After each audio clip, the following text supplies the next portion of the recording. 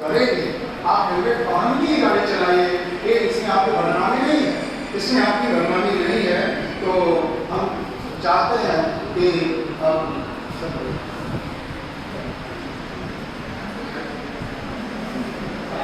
तो captain SP Singh sir आप आएँ और आगे की कार्रवाई जो कार्यक्रम है उसको संचालित करें। धन्यवाद।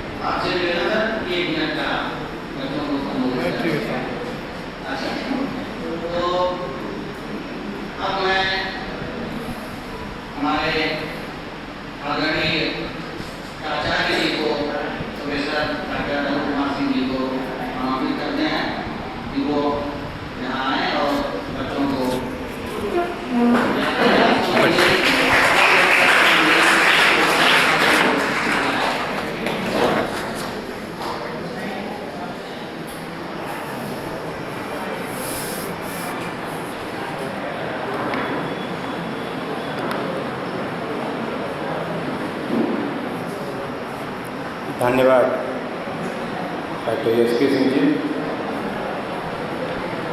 इस कार्यक्रम के संयोजक, यहाँ मंच पर उपस्थित हमारे एनसीसी के अफसर हैं, पुलिस विभाग के पदाधिकारी हैं, महाविद्यालय के विद्वान प्राध्यापक बंधु, प्रिय छात्र, प्रिय छात्राओं, हम लोग इस समय शासन के निर्देश के अनुपालन में सड़क सुरक्षा सप्ताह का कार्यक्रम आयोजित कर रहे हैं।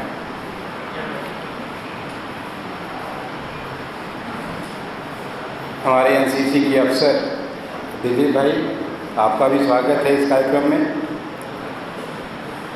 ये सड़क सुरक्षा सप्ताह थोड़ा ध्यान से देखिए तो बड़ा हास्यास्पद सा लगता है ना, कि हमको चलना सिखाने के लिए इतने बड़े पैमाने पर पूरे राष्ट्रव्यापी अभियान चलाने की ज़रूरत है।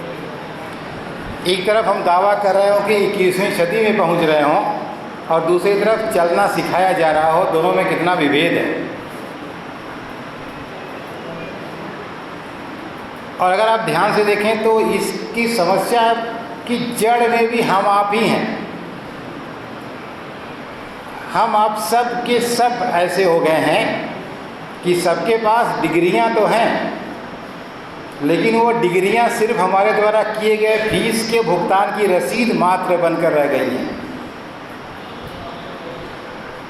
उनके बाद न हमारा विवेक विकसित हुआ, न हमारा स्वभाव बदला, न हमारा व्यक्तित्व बदला, न हमारा ज्ञान बढ़ा और न हम अच्छे नागरिक बन पाए। और सच्चाई ये है कि इस तरह डंडा मार करके ना आपको नागरिक बनाया जा सकता है और न ही आपसे कोई अच्छा कार्य करवाया जा सकता है। इसके लिए आपका अच्छा होना बहुत ज़रूरी है। आपकी कथनी और करनी का भेद खत्म होना ज़रूरी है। आप जो पढ़ते हैं उसका आपके आचरण में होना ज़रूरी है। आप यहाँ एनसीसी और एनएसएस के विद्यार्थी बैठे हैं, जिनके कार्यक्रम का मोटो ही होता है, एनएसएस में कहा जाता है कि पहले आप, आफ्टर यू शब्द है। इसका मतलब कि you must have proper patience. आपके पास इतना धैर्य होना ही चाहिए कि पहले दूसरे को हम जाने दें। और ये सारी समस्या इसलिए है कि हम ही पहले जाना चाहते हैं और कोई दिक्कत नहीं। और केवल सड़क पर नहीं, पूरी धरती पर केवल समस्या इसलिए है क्योंकि हम ही पहले जाना चाहते हैं। एक बार आप वेट करके दूसरे को जाने दीजिए, आप देखेंगे सारी समस्या खत्म हो। इसका मतलब आप में पेशेंस की ज़रूरत है, आप में वेट करने की इच्छा, इंतज़ार करने की शक्ति होनी चाहिए, आप में धैर्य होना चाहिए। अभी सर ने बताया कि आप ओवरटेक करते हैं रोड पर, आप हेलमेट नहीं लगाते हैं, आप सीट बेल्ट, अरे ये सब कोई कहने की बात थोड़ा है।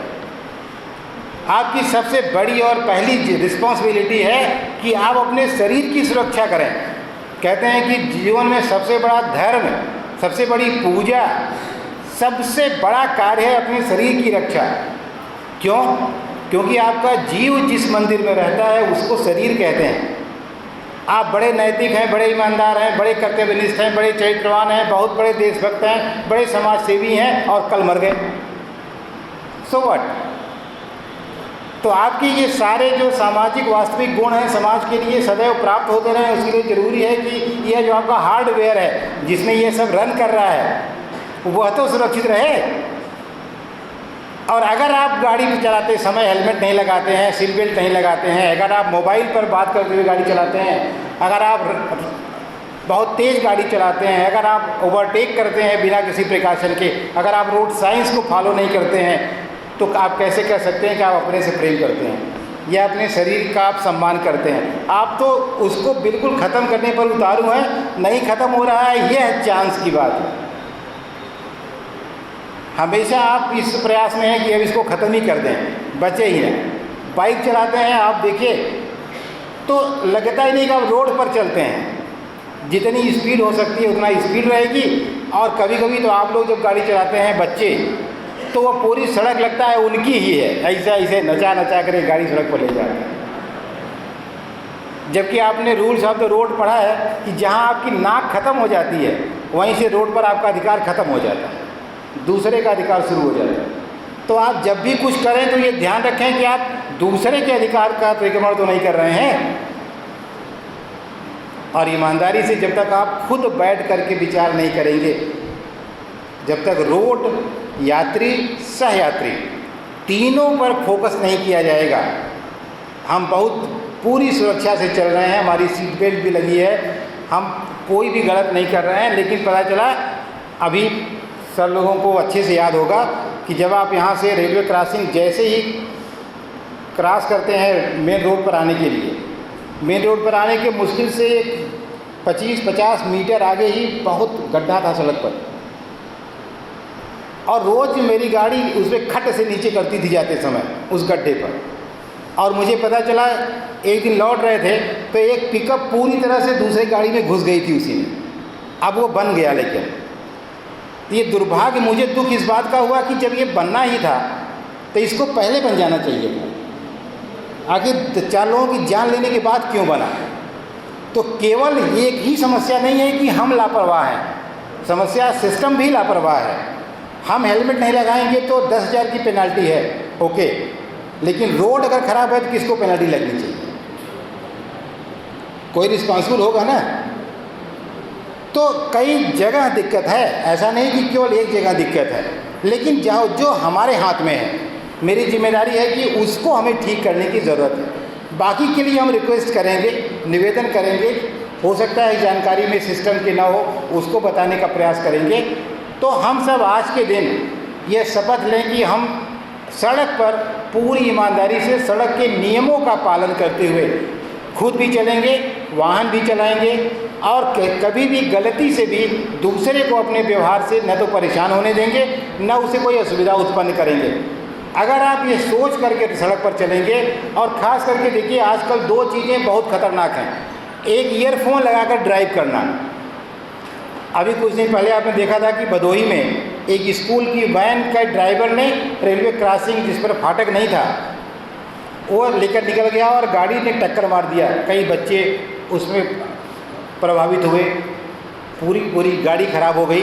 तो कारण क्या था? उसने ईयरफोन लगा रखा था कान में और हॉर्न उसको गाड़ी का सुनाई नहीं पड़ा और वो चलता चला गया, देखा नहीं। तो ईयरफोन बहुत ख़तरनाक है। सब लोग किसी भी कीमत पर ईयरफोन लगा करके घर से बाहर न निकलें, रोड पर बिल्कुल न चलें, पैदल भी न चलें, क्योंकि पीछे वाली गाड़ी भी आपको धक्का मार सकती है। अगर आप वो समझेगी कि आप हट जाएंगे और आप नहीं हटे तो एक्सीडेंट निश्चित है। तो ऐसे में रोड, ये सड़क सुरक्षा सप्ताह जो हम लोग मना रहे हैं, इसकी सार्थकता तभी सिद्ध होगी जब हम इसके उद्देश्य का पालन करें और ईमानदारी से नियमों का पालन करते हुए खुद भी सुरक्षित रहें और लोगों को भी सुरक्षित रखें। जय हिंद, जय भारत।